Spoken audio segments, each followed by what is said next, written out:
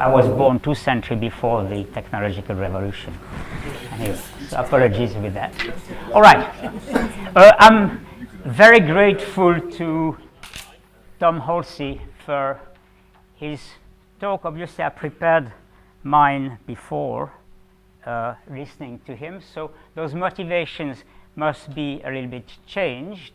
Tom, well, the beginning is really all right. I mean, I'm going to try to see what happens, but mostly in a static way or a thermodynamics type of way, so very, very slow dynamic, with jamming. So it really is basically, we want to go from microscopic, from the grain, the collisions, okay, to macroscopic jamming and flow. What I will do, I mean, Tom mentioned that his model, his very elegant model, was very easily generalized in 3 dimensions. I'm not so sure that I do agree, but we'll see that it can be generalized in 3 dimensions. Actually, I will be working in 3 dimensions, and there the disorder is going to be extremely relevant. Is disorder relevant? Why is jamming, especially in 3 dimensions, different from crystallization? The other thing which is interesting also is Halsey mentioned the importance of tangential friction. It is actually very, very important. He showed that the situation changed if mu was less than 0.1 or something like this. I'm going actually to go to infinite tangential frictions, which I know doesn't have, well, I learned this morning, doesn't have any solution in his model, but in a static model you can do you can do this. What I'm going to say is that well, I think it's probably the only thing which I want to do. The thing which we're going to show is that disorder is indeed relevant, because the jamming will be a second order phase transition. The characteristic size of the system is going to tend to the characteristic size of the arches or of the critical force chain will be about the size of the system in a disordered system. Okay. Well, I think it's all what I want to do for the introduction. So what I'm going to say is trying to model the system for in case of we're going to have a hard, dry granular. So the material. So the only force will be repulsive, and we'll have an infinite tangential friction. Okay, so it's going to be very hard, and so the force is going to be repulsive, and it's also going to be in such a way that grain are going to roll on each other. There's not going to be any sort of soft normal normal component. So that means that the system can be modeled as a graph, and the dynamics of this system can be modeled as the dynamics of the graph. The forces, being a scalar, can be modeled as an edge of the grain, and the elementary excitation will be a rotation of grain on each other, if it's permitted, or disconnection. Okay? Collision will come a little bit later if I have time at the end, but it's not really important. The main elementary excitation will be non-slip rotation if permitted, otherwise it's there's a disconnection. Now there's become a problem, because if you have got 2 edges incident on the same grain, so you've got 3 grains, one of them like that, another one like that, and another one like that, can they really roll on each other? Is it possible to roll on each other? Now, obviously, as Tom really indicated this morning, if you have got, well, don't forget you have infinite tangential friction now. If it's in 2 dimensions and you are having crank wheels instead of really a sphere, well, you know, one of them is going to rotate that way, the other one is going to rotate the other way, and if you have an odd ring, you are frustrated. Oh, you are basically extremely frustrated. So that means that the hinge is part of a ring, Okay? If the ring is odd, it's not a degree of freedom. If the ring in 2 dimensions, if the ring is even, it is a degree freedom. Okay, and okay. Now, it turns out that so okay, right. Okay, sorry. Now, okay. Of course, the circuit of edges is going to be a soft mode. I mean, grains can roll on each other if the circuit is even in 2 dimensions, and only if in 2 dimensions. But in 3 dimensions, it will be also the result is also going to be valid. It's not an if and only if; it's only if. That is. So it means that the odd circuits will be the arches responsible for the Janssen effect, and responsible for jamming. And this jamming is a frustration, which again, as Tom indicated, is only geometric. But it's geometric, but it only affects the stability and the dynamics. It doesn't the dynamics. It doesn't affect the packing. All right. All right. So okay, as I said, I introduced this graph. If you have no odd circuit, you will have a bearing or a dry fluid. Okay, well, I will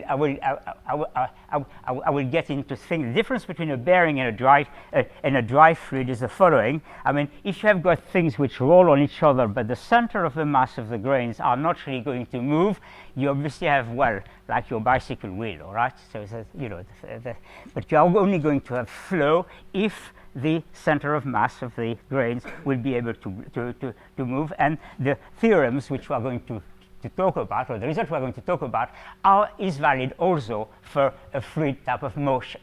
Now, you have got a different system, which is a fragile jammed solid, which is stabilized by a certain number of odd circuits. Now, it turns out the odd circuits means that you have a vorticity around those things, and the vorticity in 3 dimensions, well, in 2 dimensions is just the center. Okay? In 3 dimensions, it forms closed loops. And the thing which is important is that those closed loops, which are called R loops or whatever it is, odd loops or things like this, okay, and they are large in disordered solids. In crystallized solid, of course, if you pack oranges, you are going to have small triangular odd circuits, and the odd loop is going to be very, very small. But in a disordered solid, we are going to see that those are going to be large. And so that creates a jamming transition, which is a true phase transition, true scaling phase transition in disordered granular solids. Now, what I'm really mentioning here is the importance of disorder, okay, and also of the fact that you have grains. So it really cannot be made as a defect-free continuous theory. All right. Now, here you have got basically a phase diagram like that. If you have got the number of edges in your graph, you have a certain number of grains. You have got well, if you've got too many edges, your system is jammed. Again, as Tom was mentioning, stability analysis. If you have too little edge, this thing blow apart. And then you have got a region where you have got where the system is a fragile solid stabilized by the number of odd circuits. All right? So this is, I hope, okay, good. Well, that I already said. I think I already introduced that sort of stuff. We're going to be the dynamics of normal modes on graphs and things like this. The thing which I would like to mention, and again, this is a essential problem that Tom Holtz here has mentioned. I'm going to put myself in a situation where the stiffness to load is much bigger than 1. So basically, the thing is holding together by the surrounding or whatever. Good.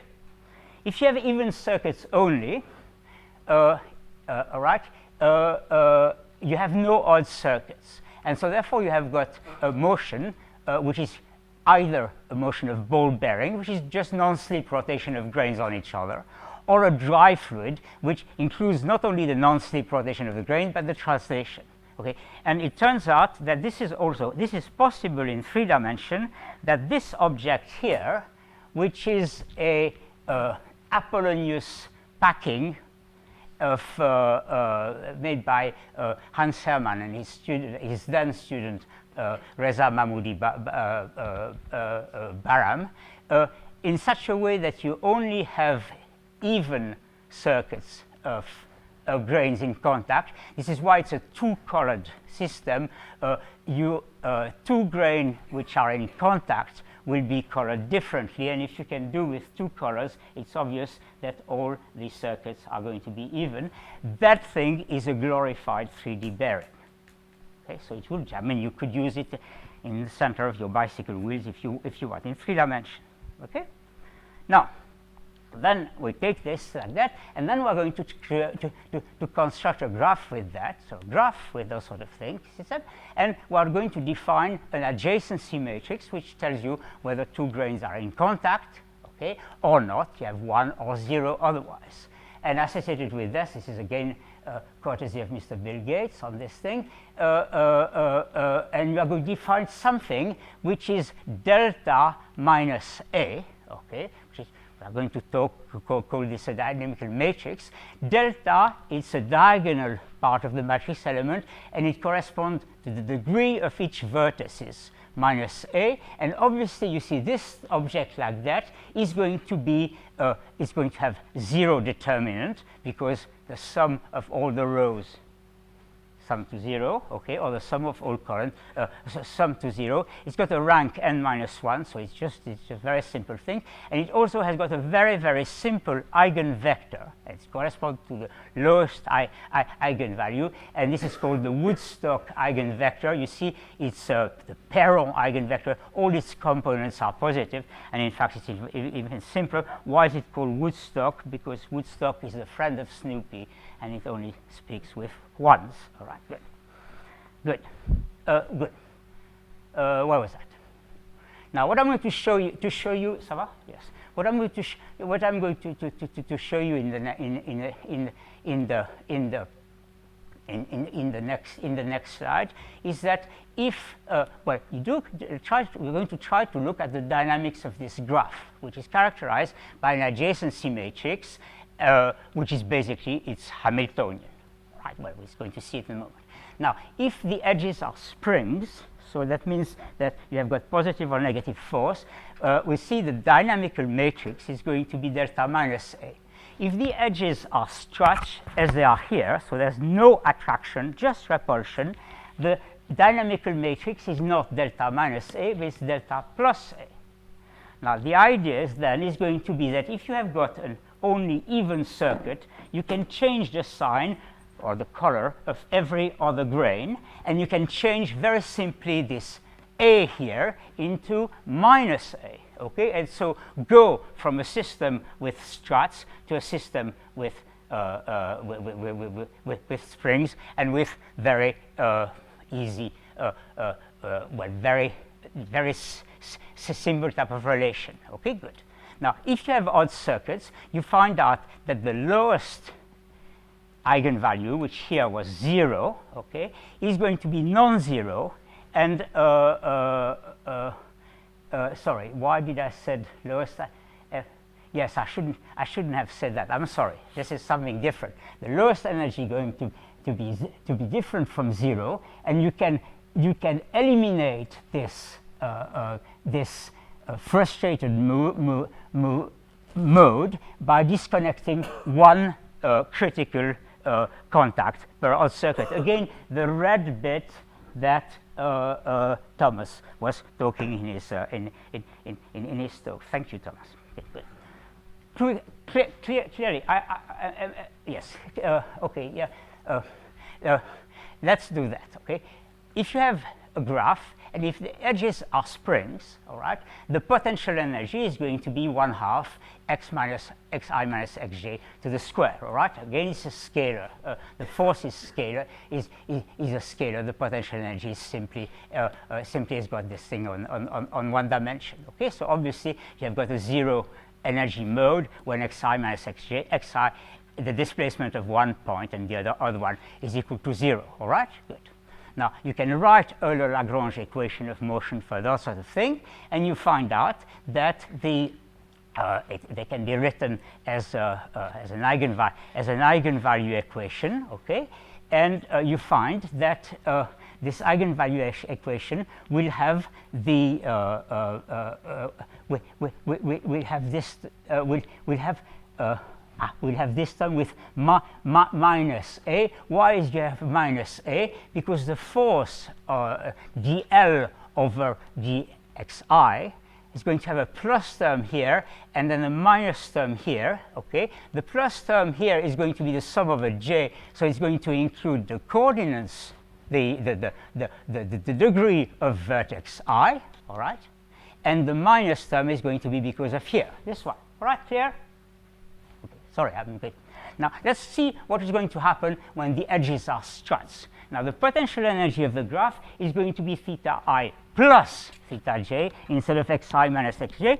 So this is simply meaning that they have to rotate in the opposite direction. Okay, good. So the plus is okay. Now, that means that you still have, for the Euler-Lagrange equation, you still have, for theta I, you still have the degree coming in here, okay? But you have a plus sign instead of the minus sign. So the dynamical matrix for this granular material is going to be delta plus A. All right. So this is clear. So now let's see. Let's see what is going to happen. As I said before, if you have got no odd circuit, then basically you can change the color of the red one into a blue one or something like this. So replace the this A, because A has got one only between two vertices of different colors, so the A becomes minus A. All right, good. And so you change this delta plus A, which is our problem, into a delta minus A, so you change back to the problem of elastic networks.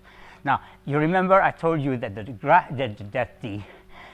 the determinant of Q is equal to 0, and that the lowest eigenvalue therefore is 0, and the eigenvector corresponding to this lowest eigenvalue is the Woodstock eigenvector, which has got 1 in all things.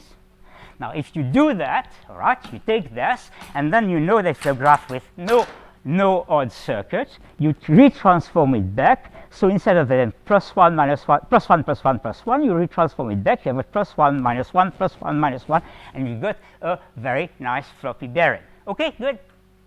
Now, okay, good. Now, then when you have got odd circuits, you have problems. Okay, good.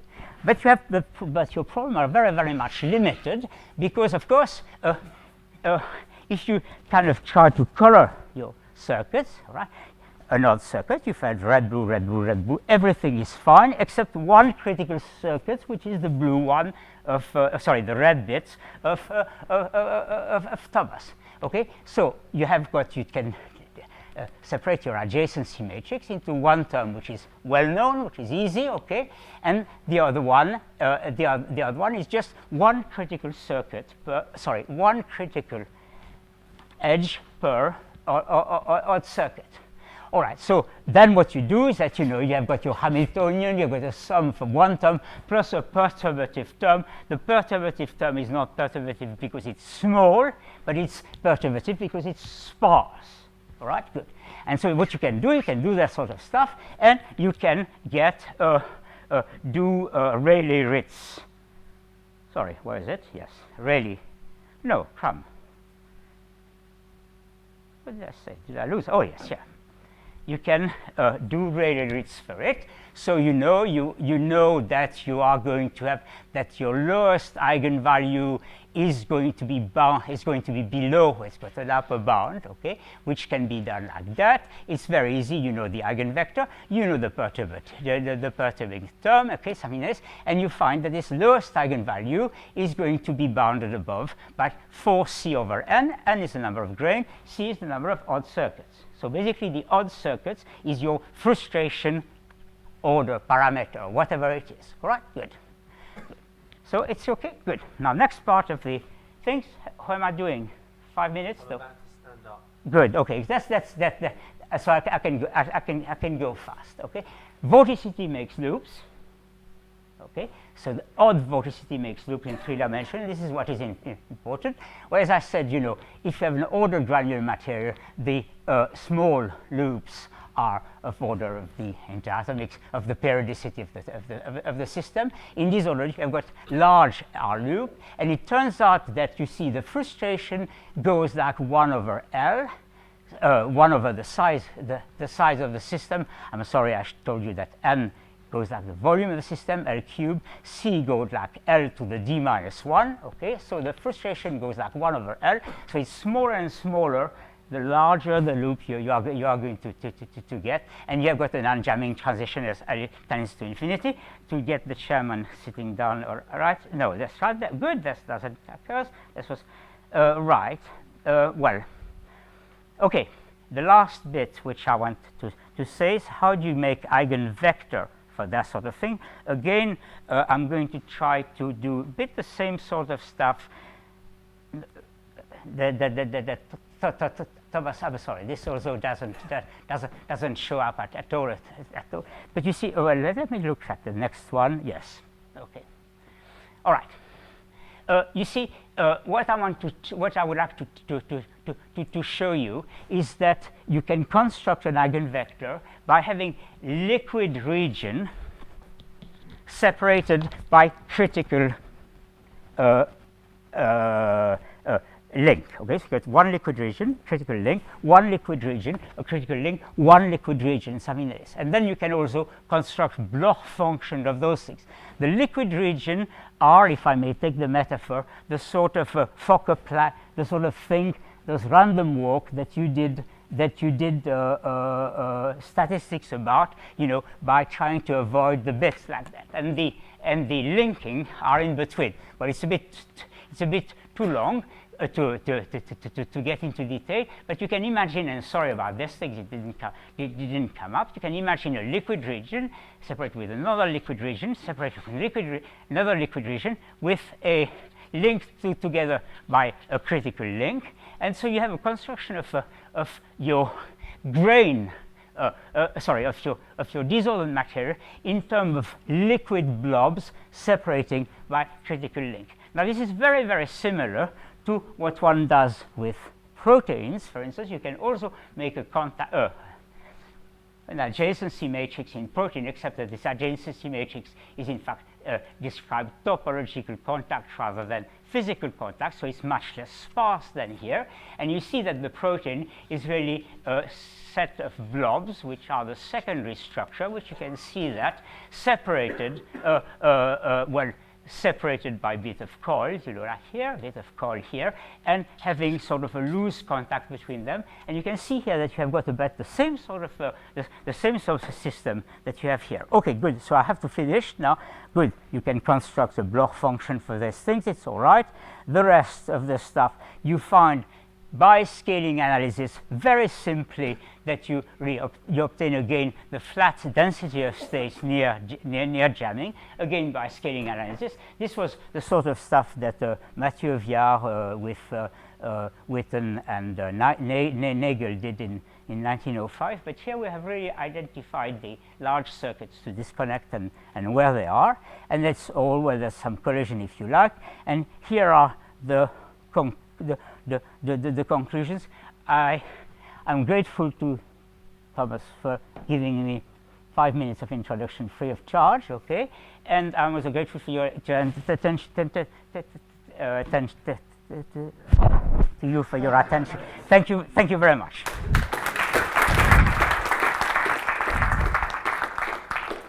Are there any questions?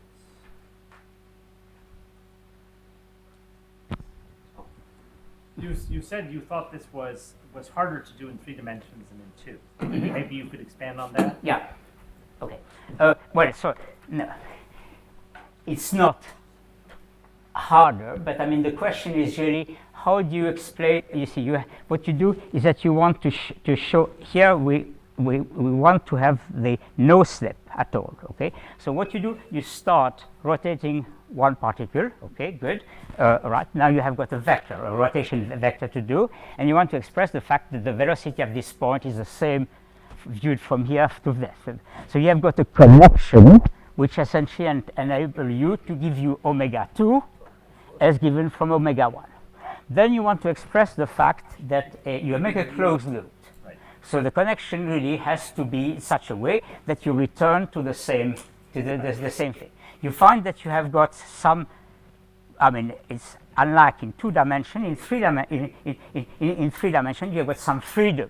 You have got some freedom to do that, and then you take this, you take advantage of this freedom, and you find out that depending on the number of steps, it's this. Your concern is not that it's harder, but that it's rather a little bit too much easier. That's a very good. That's a nice way of putting at that. Well, it was easy in Dresden. But it was harder to convince Hans and Hans Hermann that it really was true. But it's true.